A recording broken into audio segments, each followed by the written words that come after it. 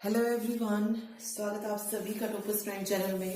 इस वीडियो में हम पढ़ेंगे हिंदी साहित्य का नेक्स्ट टॉपिक भक्ति काल, जिसे पूर्व मध्य काल के नाम से भी जाना जाता है।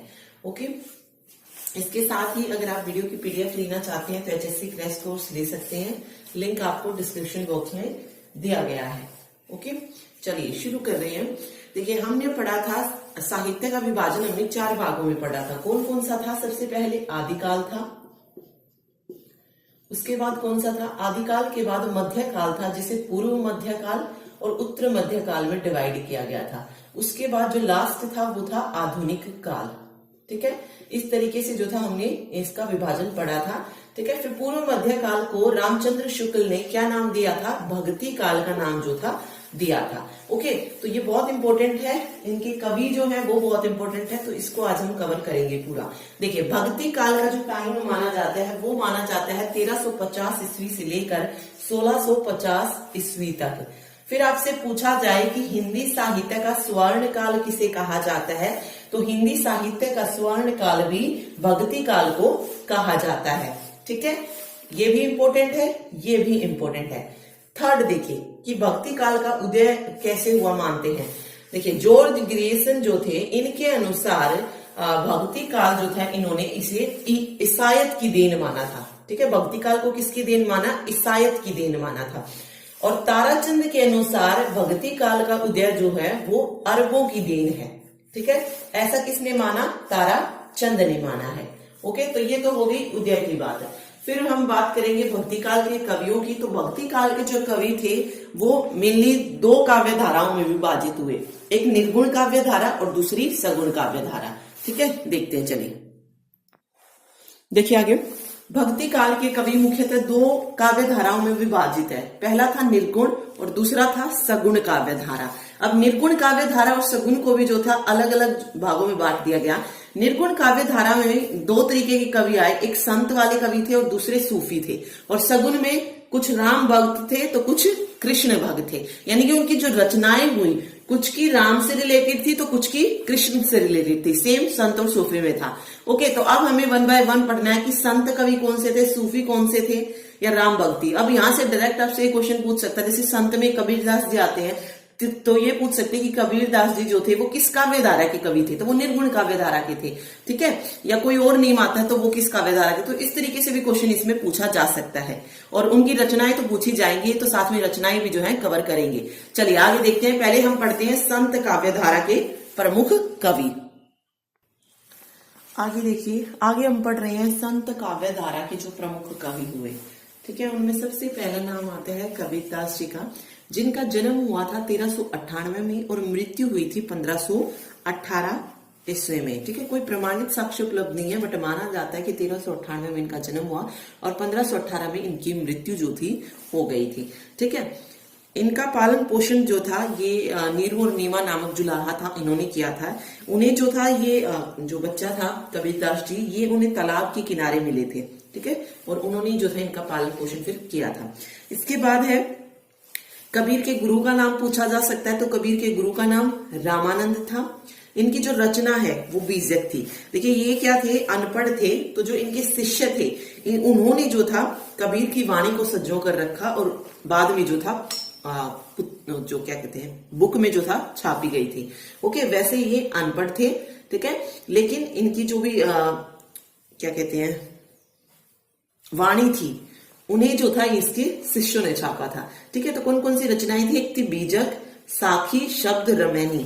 ठीक है, ये इनकी प्रमुख रचनाएं हैं, तो याद रखिए इनको। चलिए नेक्स्ट देखते हैं। नेक्स्ट कवि जो संत काव्य धारा के प्रमुख कवि हुए वो थे रामानंद और नामदेव। उनके बारे में और पढ़ते हैं। देखिए आगे, रामानंद की अगर हम बात करें तो रामानंद जी का जो भी काल रहा, कब उनका जन्म हुआ, कब उनका निधन हुआ, इसके बारे में कोई भी प्रमाणित सामग्री जो है वो उपलब्ध नहीं है। ठीक है, लेकिन ये माना जाता है कि उनका जो जन्म था वो 15वीं शती के आसपास हुआ था और उनकी जो शिक्षा थी वो काशी में हुई थी। ठीक है, और ये जो थे रामानुजाचार्य परंपरा के शिष्य थे। ठीक, फिर बात करते हैं थर्ड नामदेव की।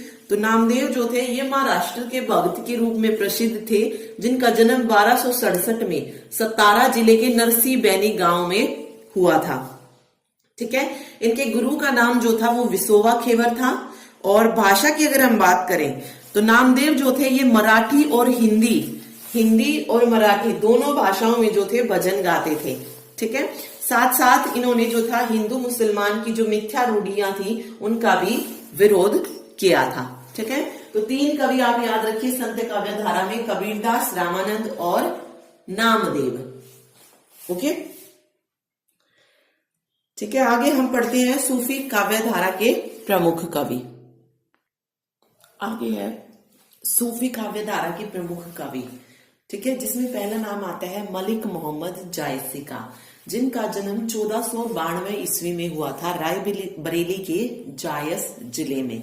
ठीक है, इनका जन्म जो था रायबरेली के जायस में होता, इसीलिए इन्हें क्या कहा जाता है, जायसी कहा जाता है। ठीक है, ठीक, इनके बचपन का नाम पूछा जाए तो इनके बचपन का नाम था मलिक शेफ मुंसफी, और ये जो थे सूफी काव्य धारा के प्रतिनिधि कवि माने जाते हैं। इनकी रचनाएं देखिए, रचनाएं इंपॉर्टेंट है। पद्मावत पूछा जाता है एग्जाम में। ठीक है, पद्मावत क्या है, एक महाकाव्य है। इसके अलावा जो रचनाएं हैं वो है अखरावट, आखिरी कलाम और चित्ररेखा। देखिए पद्मावत तो इंपॉर्टेंट है ही, क्योंकि ये एग्जाम में पहले आ चुका है, उसमें पूछ लिया जाता है ना, हिस्ट्री वगैरह में पूछते हैं। ये पद्मावत किसका है, तो मलिक मोहम्मद जायसी का। इसके अलावा अखरावट, आखिरी कलाम और चित्ररेखा भी याद रखिए, ये भी किसकी रचनाएं हैं, मलिक मोहम्मद जायसी की। ठीक है, इसमें भी 3 कवि याद रखिए, मलिक मोहम्मद जायसी, मुल्ला दाऊद और कुतुबन। अब आगे पढ़ते हैं मुल्ला दाऊद और कुतुबन के बारे में। नेक्स्ट देखिए, नेक्स्ट है मुल्ला दाऊद। मुल्ला दाऊद की रचना जो है, सॉरी एक मिनट, कौन सी है, चंदायन। ये भी इंपॉर्टेंट है। इस ग्रंथ की रचना हुई थी 1379 ईस्वी में, और ये प्रेमाख्यानक परंपरा का क्या है, दूसरा काव्य है। कौन सा, चंदायन। उसके बाद कुतुबन है, ये भी सूफी काव्य धारा के प्रमुख कवि माने जाते हैं, जिनकी रचना है मृगावती। और ये जो ग्रंथ है ये अवधी भाषा में लिखा गया है, और ये प्रकाशन मतलब कब आया था, 1503 में। ठीक है, और कुतुबन के गुरु कौन है, चिश्ती वंश के शेख बुरहान इनके गुरु हैं। ठीक है, तो ये 3 याद रखिए सूफी काव्य धारा के प्रमुख कवि। अब हम पढ़ते हैं, अब हम आगे पढ़ेंगे सगुण काव्य धारा। ठीक है, जिसमें राम भक्ति काव्य धारा और कृष्ण भक्ति काव्य धारा आते थे। देखिए जो निर्गुण काव्य धारा थे वो ईश्वर के जो निकार रूप होता है उसको मानते थे। ठीक है, ईश्वर के निर्गुण यानी कि निराकार रूप की जो थे आराधना करते थे, और सगुण वाले जो थे वो ईश्वर के सगुण यानी कि साकार रूप की आराधना करते थे, जिसमें 2 शाखाएं थी, राम भक्ति और दूसरी थी कृष्ण भक्ति। आगे देखिए, नेक्स्ट है सगुण काव्य धारा। सगुण काव्य धारा यानी कि सगुण काव्य धारा के जो कवि थे उन्होंने ईश्वर के साकार रूप की आराधना की थी। ठीक है, तो सगुण काव्य धारा को भी हमने 2 भागों में डिवाइड किया था, एक थी राम काव्य धारा और दूसरी थी कृष्ण काव्य धारा। ठीक है, राम काव्य धारा की कवि में जो सबसे पहला नाम आता है वो आता है तुलसीदास जी का। ठीक है, तुलसीदास जी सभी ने जो है नाम सुना हुआ है। ओके, इन्होंने जो क्या किया था, जो राम कथा थी उनको अवधी भाषा का रूप दिया था और घर घर में जो था प्रसारित कर दिया था। ओके, जन्म काल कहाँ हुआ, कैसे हुआ, कब हुआ, ये विवादित है, नहीं पता है, कोई मतलब जो प्रमाणिक साक्ष्य है वो उपलब्ध नहीं है। ओके, तो टोटल जो है इनके 13 ग्रंथ जो है मिलते हैं। देख लीजिए कौन कौन से हैं। सबसे पहले तो ये वली वाले याद रखिए 4, दोहावली, कवितावली, गीतावली और कृष्ण गीतावली। ये चारों किसके हैं, तुलसीदास जी के हैं। इसके अलावा विनय पत्रिका, रामलला नाछू, वैराग्य संदीपिनी, बरवे रामायण, पार्वती मंगल, जानकी मंगल, हनुमान बाहुक, रामाज्ञा प्रश्न और रामचरित मानस। ठीक है, तो राम से रिलेटेड अगर आप देखेंगे गीतावली के बाद एक विनय पत्रिका है, एक रामलला हो गई, फिर इधर हनुमान हो गया, उससे रिलेटेड जानकी हो गया, पार्वती हो गया। तो इस तरीके से याद रखिए, साथ में रामाज्ञा प्रश्न हो गया और रामचरित मानस हो गया। ओके, तो ये प्रमुख 13 ग्रंथ जो है तुलसीदास ने रचे थे, जिनकी रचना तुलसीदास ने की थी। ठीक है, ओके, एक और नाम जो आता है राम काव्य धारा में वो है नाभादास। उनके बारे में पढ़ते हैं। देखिए आगे आगे जो राम काव्य धारा में आते हैं वो आते हैं नाभादास और अग्रदास। नाभादास जो थे ये अग्रदास के शिष्य थे।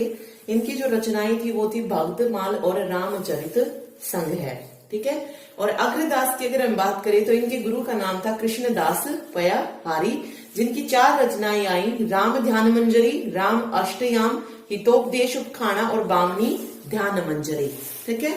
तो ये भी इंपॉर्टेंट है इसमें नाभादास अग्रदास।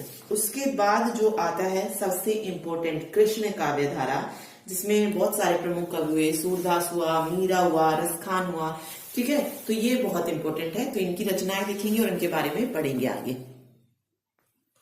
देखिए सबसे पहला नाम पढ़ रहे हैं हम सूरदास का। सूरदास का जो जन्म हुआ था वो 1478 में हुआ था, 1573 में इनकी मृत्यु हो गई। और सूरदास जो थे ये जन्म से ही क्या थे, नेत्रहीन थे, अंधे थे, ओके। इनकी रचनाएं जो इंपॉर्टेंट है वो है सूर सुरावली, सूर सारावली, ओके, साहित्य लहरी और सूर सागर। देखिए सूर सागर तो हमेशा आता ही है एग्जाम में, ये तो और याद रखिए। सूर सारावली जिसमें 1103 पद हैं और एक साहित्य लहरी, ये तीनों ही रचनाएं किसकी हैं, सूरदास जी की हैं, ओके। और इन्हें जो है वात्सल्य रस का जनक भी माना जाता है। वात्सल्य रस किस किस के बीच में, माँ और बेटे के बीच के वात्सल्य रस की बात हो रही है, तो वात्सल्य रस के जनक किसको माना जाता है, सूरदास को माना जाता है, ठीक है। चलिए आगे पढ़ते हैं। आगे देखिए, आगे है कुंभन दास।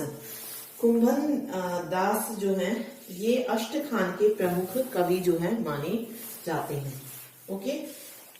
नेक्स्ट है नंददास। नंददास की जो भाषा थी वो थी ब्रिज भाषा। इन्होंने 13 रचनाएं की, रास पंचाध्यायी और सिद्धांत पंचाध्यायी।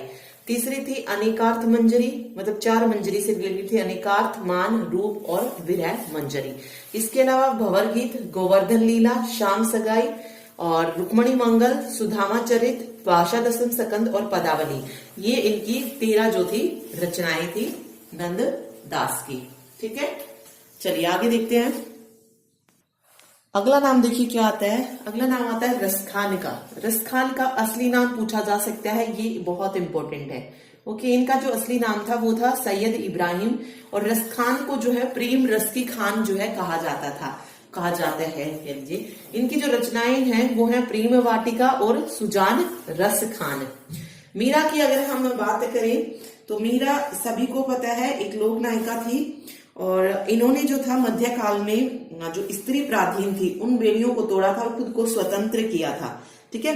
और कृष्ण प्रेम का प्रदर्शन करने का जो था साहस किया था, ठीक है।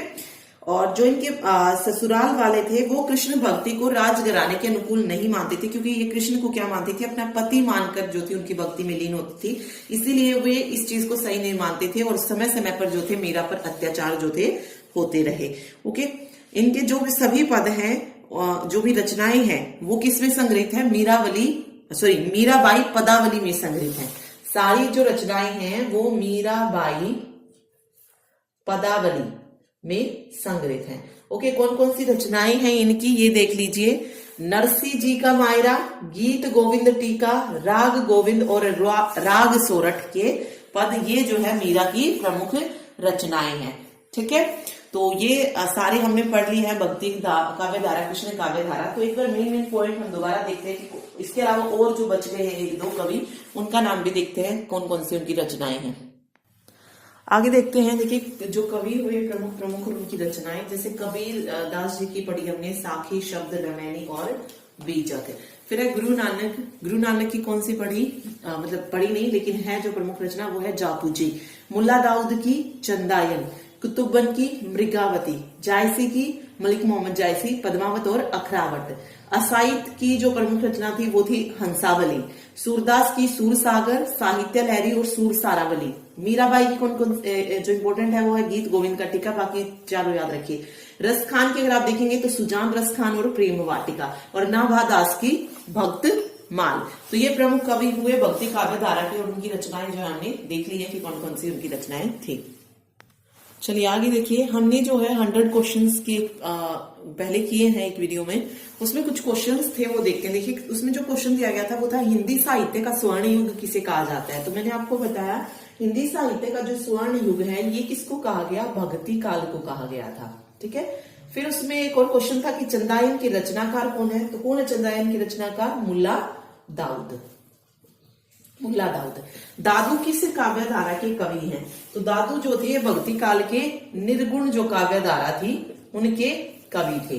ठीक है, फिर भ्रमर गीत की रचना किसने की। तो भ्रमर गीत की रचनाकार का नाम कौन है, मतलब किसने की थी, सूरदास ने जो थी भ्रमर गीत की रचना की थी। ओके, आगे पूछा जा सकता है कि तुलसीदास ने किस महाकाव्य की रचना की। तो कौन सा महाकाव्य इन्होंने लिखा था, रामचरित मानस लिखा था। ठीक है, क्वेश्चन हम कर चुके हैं पहले ही, लेकिन मैं उसमें मेन बता रही हूं कि ये क्वेश्चन जो थे उसमें थे। ओके, इसके अलावा ये पूछा गया था वहां पे कि राम भक्ति काव्य पर किस दर्शन का प्रभाव पड़ा था, राम भक्ति काव्य पर। तो वो कौन सा था, वो था विशिष्ट द्वैतवाद। विशिष्ट द्वैतवाद। और किसका था ये, किसका दर्शन था, रामानुजाचार्य का। रामानुजाचार्य का दर्शन है ये। दर्शन अलग अलग आते हैं ना, एक शुद्वैतवाद था, ये हिंदी साहित्य की किस धारा से था, शुद्वैतवाद।